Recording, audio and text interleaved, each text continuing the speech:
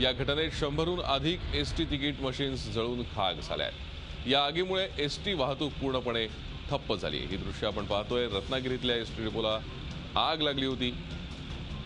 Cash विभागालाही आग लागली। या आगीमध्ये सुमारे 100 तिकीट मशीन्स जळून खाक झाल्यात। घटनास्थळावरून आढावा घेतलाय आमचे प्रतिनिधी प्रणव पोळेकर यांनी।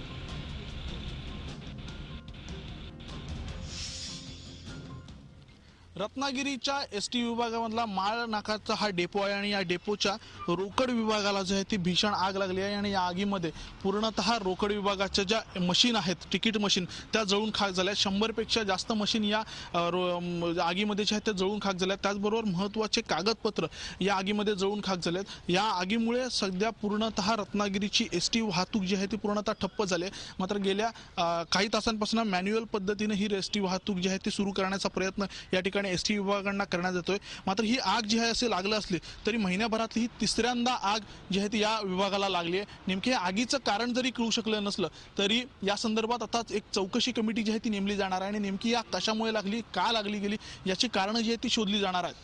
Pranab Polekar, Zee media, Ratnagiri. Zee 24 तास रहा एक पाऊल पुढे।